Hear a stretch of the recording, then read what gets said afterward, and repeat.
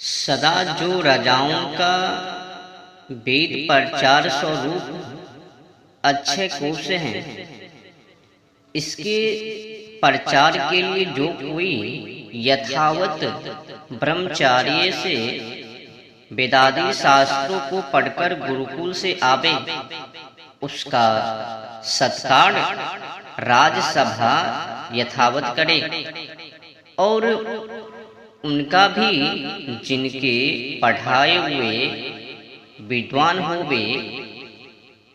इस बात के करने से राज्य में विद्या की उन्नति होकर अत्यंत उन्नति होती है। जब कभी प्रजा का पालन करने वाला राजा को कोई अपने से छोटा तुल्य और उत्तम संग्राम में आह्वान करे तो क्षत्रियों के धर्म का स्मरण करके संग्राम से कभी निर्वृत्त ना हो, अर्थात बड़ी चतुराई के साथ उनसे युद्ध करे, जिसे अपना विजय हो, अपनी जीत हो। जब संग्राम में एक दूसरे को हनन करने की इच्छा करते हुए राजा लोग जितना अपना समर्थ हो बिना डर पीठ ना दिखा युद्ध करते हैं, वे सुख को प्राप्त होते हैं। इससे विमुख कभी ना हो, किंतु कभी कभी शत्रु को जीतने के लिए उनके सामने से छिप जाना उचित है, क्योंकि जिस प्रकार से शत्रु को जीत सके वैसे ही काम करे। जैसा से ही क्रोध से सामने आकर शस्त्राग्नि में शीघ्र भस्म हो जाता है, वैसे मूर्खता से नष्ट भ्रष्ट ना हो जावे। युद्ध समय में ना इधर उधर खड़े, ना नपुंसक, ना हाथ जोड़े हुए, ना जिनके सिर के बाल खुले गए हो, ना बैठे हुए, ना मैं तेरे शरण में हूं ऐसे को, ना सोए, ना मूर्छा को प्राप्त हुए, ना नग्न हुए, ना आयु से रहित, ना युद्ध करते हुए को देखने वाले को युद्ध ना करते हुए, ना शत्रु के साथी, ना आयुध के प्रहार से पीड़ा को प्राप्त हुए, ना दुखी, ना अत्यंत घायल, ना डरे हुए, ना पलायन करते हुए, पुरुष को सत्पुरुषों के धर्म का स्मरण करते हुए योद्धा लोग कभी मारे, किंतु उनको पकड़ कर जो अच्छे हो बंदी गृह में रखे और भोजन आच्छादन यथावत देवे, और जो घायल हुए हो उनकी औषधि विधि पूर्वक करे, ना उनको छिड़ावे, ना दुख देवे, जो उनकी योग काम हो उनसे करवावे। विशेष इस पर ध्यान रखे कि स्त्री, बालक, वृद्ध और आतुर तथा शोक युक्त पुरुषों पर शस्त्र कभी ना चलावे। उनके लड़के बालों को अपने संतानों के सदृश पाले और स्त्रियों को भी पाले। उनको स्वसंतान माँ, बहन और कन्याओं के सम्मान समझे। इससे भोग से बचा जा सकता है। कभी विशेष शक्ति की दृष्टि से भी ना देखे। जब राज्य अच्छे प्रकार जम जाए और जिसमें पुनः युद्ध करने की शंका ना हो, उनको सत्कार पूर्वक छोड़कर अपने अपने घर व देश को भेज देवे और जिनसे भविष्यत काल में विघ्न होना संभव हो, उनको सदा कारागार में ही रखे। और जो पलायन अर्थात भागा और डरा हुआ वृत्ति शत्रु से मारा जाए, वह उसके स्वामी के अपराध को प्राप्त होकर दंडनीय होवे। और जो उसकी प्रतिष्ठा है, जिससे इस लोक और परलोक में सुख देने वाला था, उसको उसका स्वामी प्राप्त होवे। जो भागा हुआ मारा जाए, उसका सब पुण्य फल उसके स्वामी को प्राप्त होता है। और भागे हुए जो प्रतिष्ठा हुआ सब नष्ट हो जाए। और जो उस प्रतिष्ठा को वह प्राप्त हो, जिसने धर्म से यथावत युद्ध किया हो। इस व्यवस्था को कभी ना तोड़े कि जो लड़ाई में जिस सैनिक ने रथ, घोड़े, हाथी, छत्र, धन धान्य, अन्न, गाय आदि पशु और स्त्रियां तथा अन्य प्रकार के सब द्रव्य और घी, तेल आदि के कुप्पे जीते हो, वही उसका ग्रहण करे। परंतु सेनास्थजन भी उन जीते हुए पदार्थों में से 16वां भाग राजा को देवे। और राजा भी योद्धाओं को उस धन में से जो कि सबने मिलकर जीता को 16वां भाग सेनास्थ पुरुषों को अवश्य देवे। और जो कोई युद्ध में मर गया हो, उसकी स्त्री और संतान को उसका भाग देवे। और उसकी स्त्री तथा असमर्थ लड़कों का यथावत पालन करे। जब उसके लड़के समर्थ हो जाए, तब उनको यथा योग्य अधिकार देवे। जो कोई अपने राज्य की रक्षा, वृद्धि, प्रतिष्ठा, विजय और आनंद वृद्धि की इच्छा रखता हो, वह इस मर्यादा का उल्लंघन कभी न करे। राजा और राजसभा उपलब्ध की प्राप्ति की इच्छा प्राप्त की पर्यंत से रक्षा करे, रक्षित को बढ़ावे और बढ़े हुए धन को वेद विद्या धर्म का प्रचार, विद्यार्थी वेद मार्गोपदेशक तथा असमर्थ अनर्थों के पलायन में लगावे। इस प्रकार इस 4 प्रकार के पुरुषार्थ के प्रयोजन को जाने और आलस्य छोड़कर इसका भली भांति नित्य अनुष्ठान करे। दंड से अप्राप्त की प्राप्ति की इच्छा, नित्य देखने से प्राप्त की रक्षा, रक्षित को विधि अर्थात ब्याजादि से बढ़ावे और बढ़े हुए धन को पूर्वोक्त मार्ग में नित्य व्यय करे। कदापि किसी की साथ छल से ना बरते, किंतु निष्कपट होकर सबसे बर्ताव रखे। और नित्य प्राप्ति अपनी रक्षा करके शत्रु किए हुए छल को जान के निर्विद करे। कोई शत्रु अपने छिद्र अर्थात निर्बलता को ना जान सके और स्वयं शत्रु के छिद्रों को जानता रहे। जैसे कछुआ अपने अंगों को गुप्त रखता है, और वैसे शत्रु के प्रवेश करने के छिद्र को गुप्त रखे। जैसे बगुला मच्छी पकड़ने को, मतलब मछली पकड़ने को धन्यादि स्थित होकर ताकता है, ध्यान लगाकर बगुला मछली के ऊपर ध्यान देता है और ताकत के साथ उस मछली के ऊपर बगुला प्रहार करता है। वैसे अर्थ संग्रह का विचार किया कर।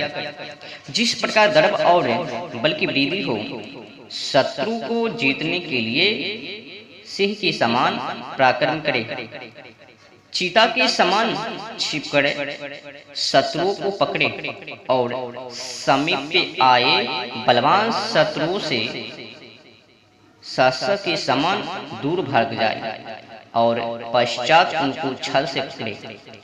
इस प्रकार विजय करने वाले सभापति के राज्य में जो परिपंथी अर्थात डाकू लुटेरे हो, उनको अर्थात मिला लेना, दम कुछ देकर भेद तोड़ फोड़ करके वश में करे, और जो इनसे वश में ना हो तो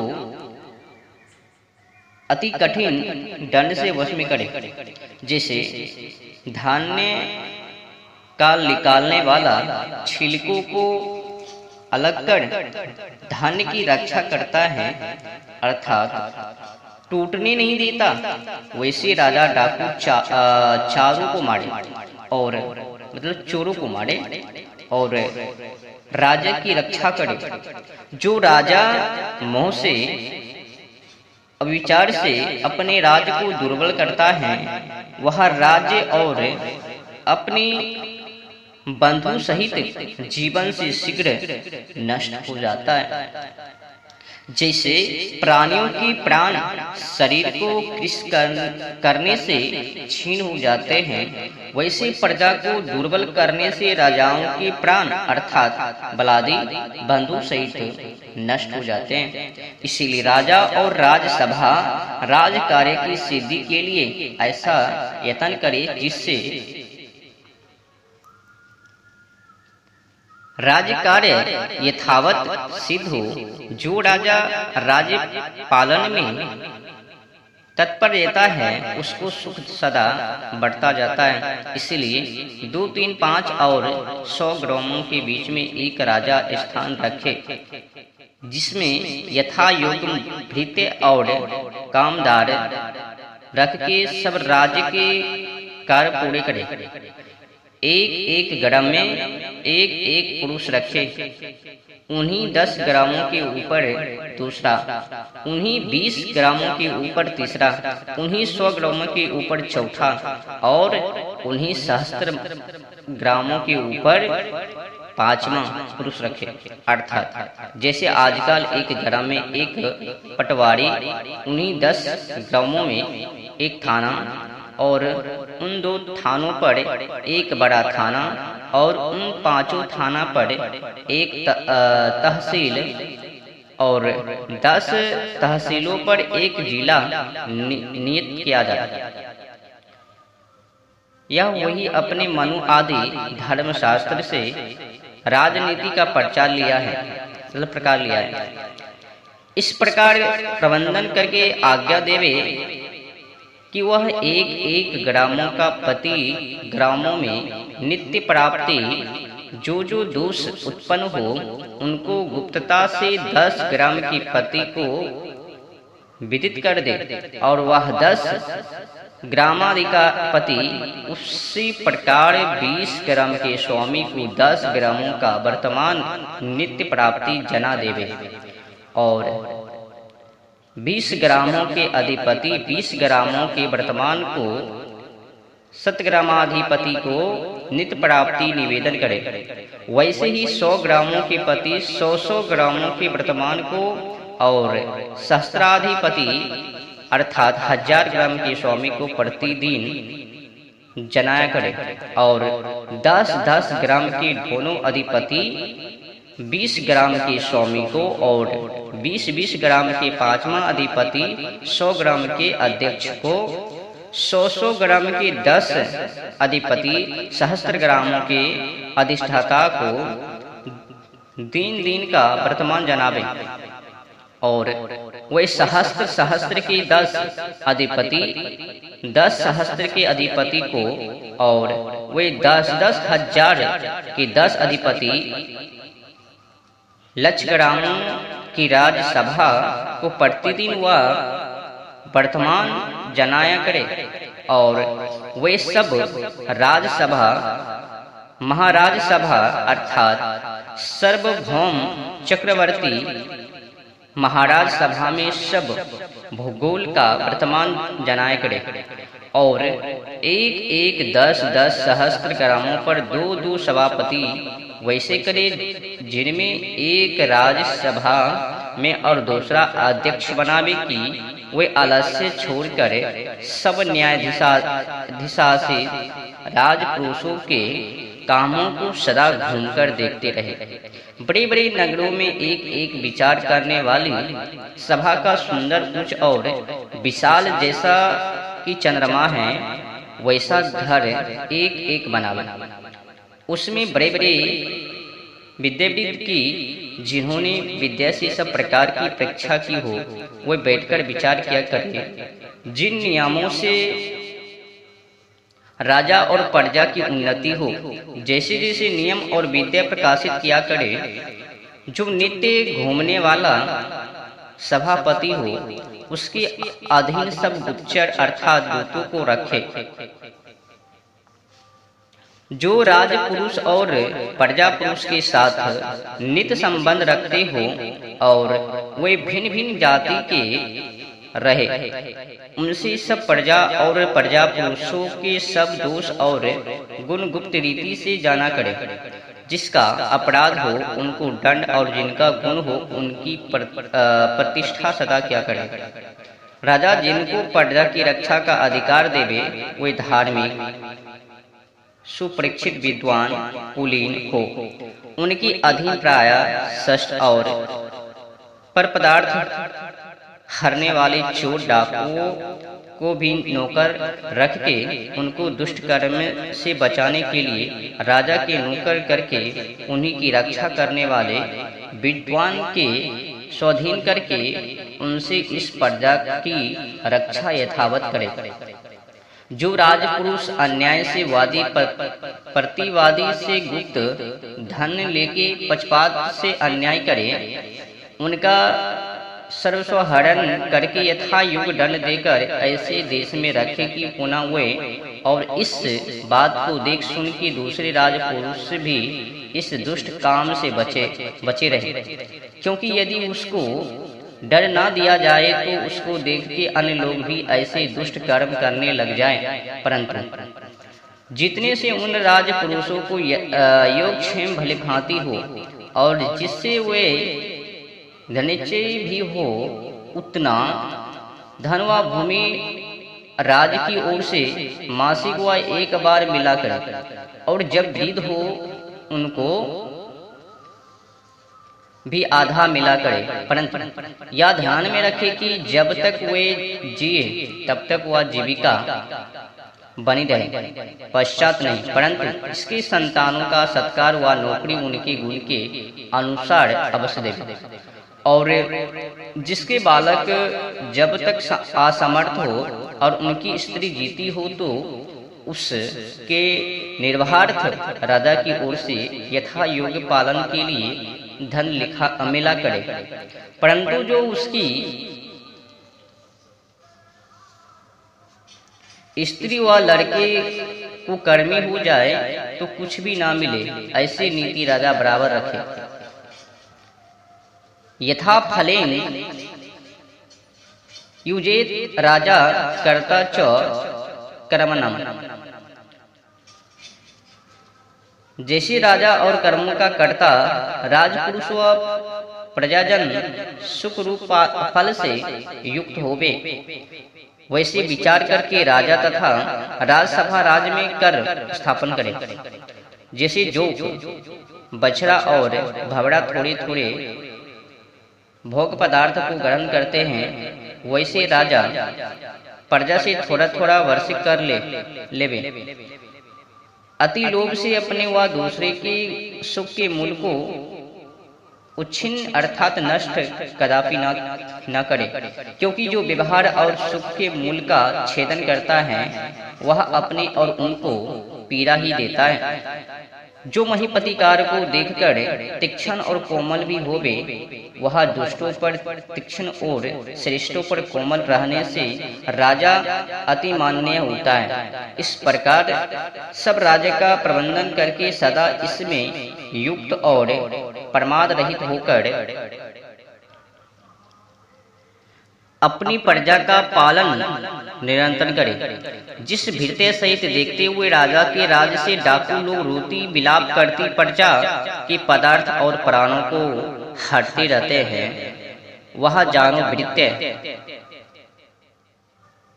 अमर्त्य सहित मृतक हैं, जीती नहीं, और महादुख को पाने वाला है। इसीलिए राजाओं का प्रजा का पालन ही करना परम धर्म है।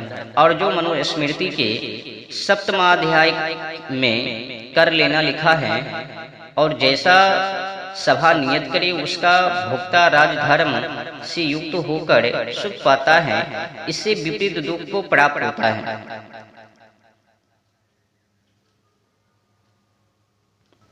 उत्थाय पश्चिमे यामे कृशोचः समाहिताः।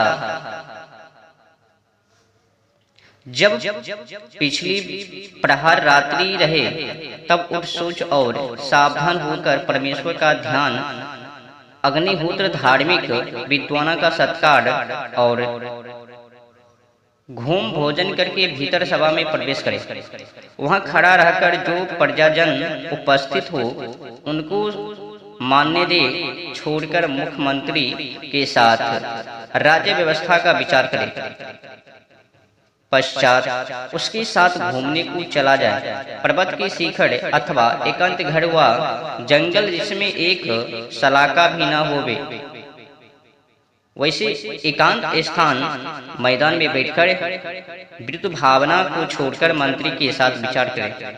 जिस राजा के गुण विचार को अन्य जिन मिलकर नहीं जान सकते, अर्थात जिसका विचार गंभीर युद्ध परोपकार था, सदा गुप्त रहे, वह धनहीन भी राजा सब पृथ्वी का राज करने में समर्थ होता है। इसलिए अपने मन से एक भी काम न करे कि जब तक सभासदों की अनुमति न हो। आसनम चेव्यानम च संधिम विग्रहमेव च कार्यम वक्ष्य प्रायुंजित द्विधम संश्रयमेव च। जब राजादि राजपुरुष को यह बात लक्ष्य में रखने योग्य है, जो आसन स्थिता यान शत्रु से लड़ने के लिए जाना, संधि उनसे मेल कर लेना, विग्रह दुष्ट शत्रुओं से लड़ाई करना, द्विध जो प्रकार की सेना करके स्वविजय कर लेना, संश्रय और निर्बलता में दूसरे प्रबल राजा का आश्रय लेना, इच्छा प्रकार के कर्म यथा युग कार्य को विचार कर उसमें युक्त करना चाहिए। राजा को संधि, विग्रह, यान, आसन, द्विधि भाव और संशय दो दो प्रकार के होते हैं, उनको यथावत जाने। जब संधि अर्थात शत्रु से मेल करना हो तब उसकी तुल सवारी कर्म करे अथवा उससे विपरीतता करे, परंतु वर्तमान और भविष्य में करने के काम बराबर करता जाए। या दो प्रकार का मेल कहता है। विग्रह कार्य सिद्धि के लिए उचित समय व अनुचित समय में स्वयं किया हुआ मित्र के अपराध करने वाले शत्रु के साथ विरोध दो प्रकार से करना चाहिए। या अस्माक कोई कार्य प्राप्त होने में एकाएकी व मित्र के साथ मिलकर शत्रु की ओर जाना, यह दो प्रकार का गमन कहता है। स्वयं किसी प्रकार क्रम से छीन हो जाए अर्थात निर्बल हो जाए, अथवा मित्र के रोकने से अपने स्थान में बैठा रहना, या दो प्रकार का आसन कहता है। कार्य सिद्धि के लिए सेनापति और सेना के दो विभाग करके विजय करना दो प्रकार का द्वैत कहता है। एक किसी अर्थ की सिद्धि के लिए किसी बलवान राजा व किसी महात्मा का शरण लेना जिससे शत्रु से पीड़ित ना हो, इसीलिए दो प्रकार का आश्रय लेना कहता है। जब यह जान ले कि इस समय युद्ध करने से थोड़ी पीड़ा प्राप्त होगी और पश्चात करने से अपनी विजय और विजय अवश्य होगा, तब शत्रु से मेल करके उचित समय तक धीरज धरे। जब अपनी सब प्रजा का वह सेना अत्यंत प्रसन्न, आनंदशील और श्रेष्ठ जाने, वैसे अपने को भी समझे, तभी शत्रु से विग्रह युद्ध कर ले। जब अपने बल अर्थात सेना को हर्ष और पुष्टि युक्त प्रसन्न भाव से जाने और शत्रु का बल अपने से विपरीत निर्बल हो जावे, तब शत्रु की ओर युद्ध करने के लिए जावे। जब सेना बलवाहन से छीन हो जाए, तब शत्रुओं को धीरे धीरे प्रयत्न से शांत करता हुआ अपने स्थान में बैठा रहे। जब राजा शत्रु को अत्यंत बलवान जाने तब द्विगुना व 4 प्रकार की सेना करके अपना कार्य सिद्ध करे। जब आप समझ लेवे कि अब शीघ्र शत्रु की चढ़ाई मुझ पर होगी, तभी किसी धार्मिक बलवान राजा का आश्रय शीघ्र ले लेवे, जो राजा और अपनी सेना और शत्रु की बल का निग्रह करे अर्थात रोके। उसकी सेवा सब यत्नों से गुरु की स्वदृश नित्य किया करे। जिसका आश्रय लेवे उस सेवित पुरुष के कर्मों में दोष देखे तो वह भी अच्छे प्रकार युद्ध की हो निशंका होकर करे। जो धार्मिक राजा हो उससे विरोध कभी ना करे, किंतु उससे सदा मेल रखे, और जो दुष्ट प्रबल हो उसी के जीतने के लिए ये पूर्वक प्रयोग करना उचित है। नीति का जानने वाला पृथ्वीपति राजा जिस प्रकार इसके मित्र उदासीन और शत्रु अधिक ना हो, ऐसे सब उपाय से बढ़ते। सब कार्यों का वर्तमान में कर्तव्य और भविष्य में जो जो करना चाहिए और जो काम कर चुके उन सब के यथार्था से गुण वेदों दोषों को विचार पश्चात दोषों के निवारण और गुणों की स्थिरता में यत्न करे। जो राजा भविष्य अर्थात आगे करने वाले कामों में गुण दोषों का ज्ञाता, वर्तमान में तुरंत निश्चय का करता और किए हुए कार्यों में शेष कर्तव्य को जानता है, तो वह शत्रुओं से पराजय को प्राप्त कभी नहीं होता। जब सब प्रकार से राजपुरुष विशेष सभापति राजा ऐसा प्रयत्न करे कि जिस प्रकार राजाजी जानों के मित्र उदासीन और शत्रु बस में करके अन्यथा न करा, ऐसे मोह में कभी ना फंसे। यही संक्षेप से विनय अर्थात राजनीति कहते हैं। कृत्वा विधानम मूले तु यात्रिकम च यथा विधि।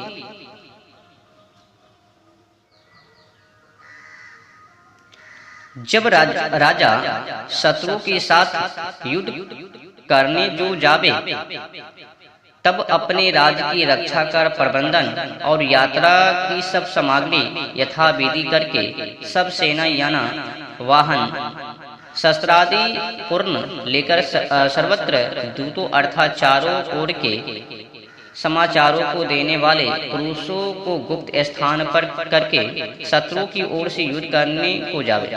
3 प्रकार के मार्ग अर्थात एक स्थल भूमि में, दूसरा जल समुद्र व नदियों में, तीसरा आकाश मार्गों को युद्ध बनाकर भूमि मार्ग में रथ अवश्य, हाथी जल में नौका और आकाश में विमान आदि यानों से जावे, और पैदल रथ, हाथी, घोड़े, शस्त्र, अस्त्र और खनप आदि सामग्री को यथावत साथ ले बल युक्त पूर्ण करके किसी निमित्त को प्रसिद्ध करके शत्रु के नगर के समीप में धीरे धीरे जावे।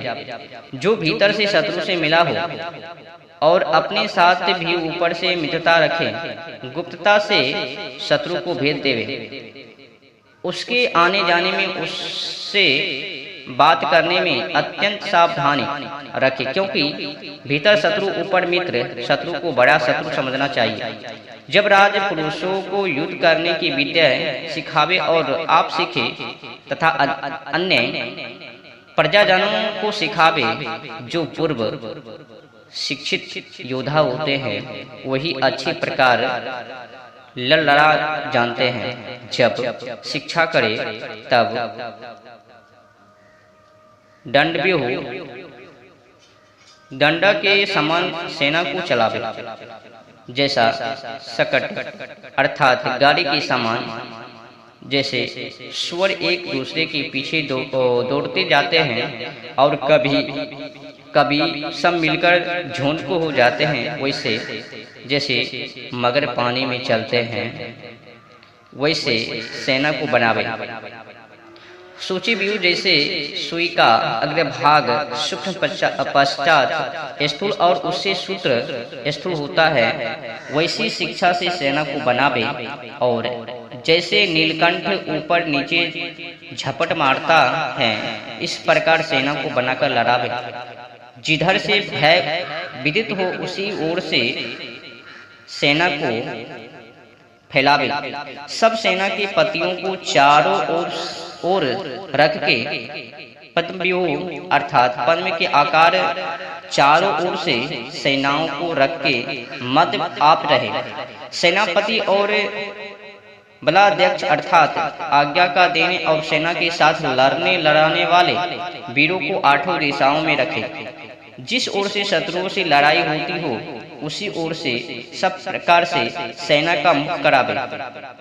परंतु दूसरी ओर भी पक्का प्रबंध रखे, नहीं तो पीछे व पार्श्व से शत्रु की घात होने का संभव है। जो गुल्म अर्थात दृढ़ स्तंभों में के तुल्य युद्ध विद्या से सुचित धार्मिक स्थित होने और युद्ध करने में चतुर, भयरहित और जिनके मन में किसी प्रकार का विकार न हो, उनको चारों ओर से रखे।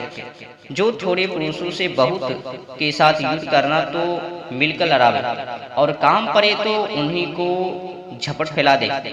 जब नगर दुर्ग व शत्रु की सेना में प्रविष्ट होकर युद्ध करना हो, तब सूची व्यूह अथवा वज्र व्यूह जैसा दूसरा खड्ग दोनों ओर युद्ध करते जाए और प्रविष्ट भी होते चले, वैसे अनेक प्रकार के व्यूह अर्थात सेना को बनाकर लड़ावे। और जो सामने शतगनी तोप वह भूसंडी बंदूकें छूट रही हो तो सर्प व्यूह अर्थात सर्प के तुल्य सोते चले जाए। जब तोपों के पास पहुंचे तब उनको मार व पकड़ तोपों का मुख शत्रुओं की ओर फेरे, उन्हीं तोपों और बंदूकों से उनको मारे, अथवा वृद्ध पुरुषों को तोप के मुख के सामने घोड़े पर सवार करा दौड़ावे और बीच में अच्छे सवार और रहे। एक बार धावा कर शत्रु की सेना को छीन भिन कर पकड़ ले अथवा भगा दे। जो समभूमि में युद्ध करना हो तो रथ घोड़े और पदातियों से, और जो समुद्र में युद्ध करना हो तो नौका और थोड़े जल में साथियों पर वृक्ष और झाड़ी में बाण तथा स्थल बालू में तलवार और ढाल से युद्ध करावे। जिस समय युद्ध होता हो उस समय लड़ने वालों को उत्साहित और हर्षित करे, और जब युद्ध बंद हो जाए तब जिससे सूर्य और युद्ध में उत्साह को हो वैसे वत्कृत्यों से सबके चित्त को बढ़ावे। अपने से भी अधिक लड़ने वालों को खान पान, अस्त्र शस्त्र, सहाय और औषधि से प्रसन्न रखे। व्यू से बिना लड़ाई न करावे। लड़ती हुई अपनी सेना को चेष्टा को देखा करे कि ठीक लड़ती है व कपट रखती है। किसी समय उचित समझे तो शत्रु को चारों ओर से घेर कर रोक रखे और इसके राज को पीड़ित करे। शत्रु के चारा, अन्न, जल और ईंधन को दूषित नष्ट कर दे। शत्रु को तालाब, नगर के प्रकोट और खाई को तोड़ फोड़ दे। रात्रि में उनको त्रास भय देकर जीतने का उपाय करे। जीतकर उनके साथ प्राण अर्थात प्रतिज्ञादि लिखा लेवे, और जो उचित समझे तो उसी के वंशस्थ किसी धार्मिक पुरुष को राजा कर दे और उससे लिखवा लेवे कि तुमको हमारी आज्ञा के अनुकूल अर्थात जैसे धर्मयुक्त राजनीति नीति है उनके अनुसार चल के न्याय से प्रजा का पालन करना होगा। ऐसे उपदेश करे और ऐसे पुरुष उनके पास रखे कि जिसे पुनः उपद्रव ना हो, और जो हार जाए उसका सत्कार प्रधान पुरुषों के साथ मिलकर रत्नादि उत्तम पदार्थों के दान से करे, और ऐसा ना करे कि जिससे उसका योगक्षेम भी ना हो। जो उसको कैद करे तो भी उस राजा का सत्कार यथा योग रखे, जिससे वह हाराने के शोक से रहित होकर आनंद में रहे, क्योंकि संसार में दूसरे का पदार्थ ग्रहण करना अप्रीत और देना प्रीति का कारण है, और विशेष करके समय पर उचित क्रिया करना और उस पराजित के मनोवांछित पदार्थों को देना बहुत उत्तम है। कभी उसको छिरावे नहीं, ना ठिट्ठा करे, ना उसके सामने अपने तुझको पराजित किया है ऐसा कहे, किंतु आप हमारे भाई हैं इत्यादि समान प्रतिष्ठा सदा रखें। मित्र का लक्षण, राजा सोनवर्ण और भूमि की प्राप्ति से वैसे नहीं बढ़ता कि जैसे निश्चल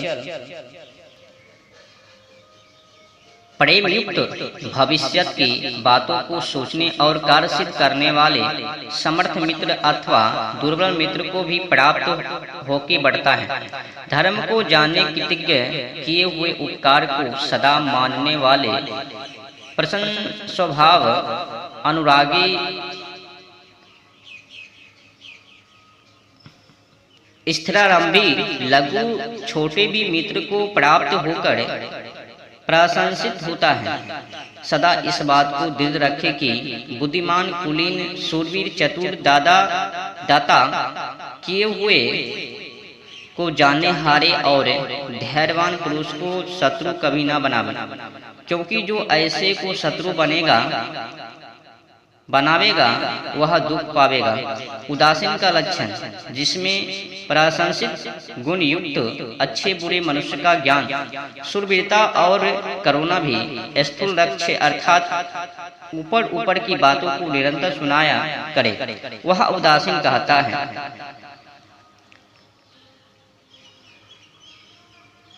पूर्वोत्तक प्रातः काल समय उठ और शौचादि संध्योपासना अग्निहोत्र कर वह करा, सब मंत्रियों से विचार करके सेना में जा।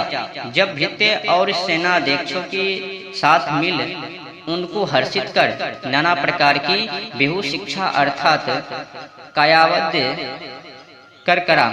सब घोड़े, हाथी, गाय आदि स्थान, अस्त्र और शस्त्र का कोष तथा विद्यालय धन के कोषों को देख सब पर दृष्टि नित प्राप्ति देकर जो कुछ उनमें खोट हो उनको निकाल व्यायामशाला में जा।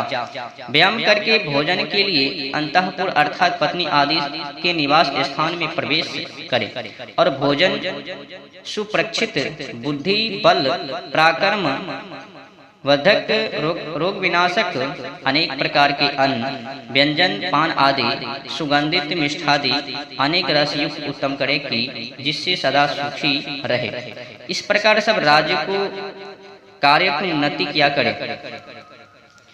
व्यापार करने वाला वह शिल्पी को स्वर्ण और चांदी का जितना लाभ हो उससे पांचवा भाग चावल आदि अन्नों में छठा, आठवां व 12वां भाग लिया करे, और जो धन लेवे तो भी उस प्रकार के लेवे कि जिससे किसान आदि खाने पीने और धन से रहित होकर दुख न पावे, क्योंकि प्रजा का धनिचय आरोग्य खान पान आदि से संपन्न रहने पर राजा की बड़ी उन्नति होती है। प्रजा को अपने संतान के सदृश सुख देवे, और प्रजा अपने पिता के सदृश राजा और राजपुरुषों को जाने। यह बात ठीक है कि राजा किसान आदि परिश्रम करने वाले हैं और राजा उनका रक्षक है। जो प्रजा ना हो तो राजा किसका, और राजा ना हो तो प्रजा किसकी कहावे। दोनों अपने अपने काम में स्वतंत्र और मिले हुए काम में प्रीत से परतंत्र रहे। प्रजा की साधारण सम्मति के विरुद्ध राजा व राजपुरुष न हो, राजा की आज्ञा के विरुद्ध राजपुरुष व प्रजा न चले। यह राजा का राजकीय निज काम अर्थात जिसको पॉलिटिकल कहते हैं, संपेश से कह दिया जाए, जो विशेष देखना चाहे वह वेद और मनुस्मृति आदि शास्त्रों में देखकर निश्चय करे, और जो प्रजा का न्याय करना है वह व्यवहार मनुस्मृति का 8 और 9 अध्याय आदि की रीति से करना चाहिए। परंतु यहाँ भी संपेश से लिखते हैं,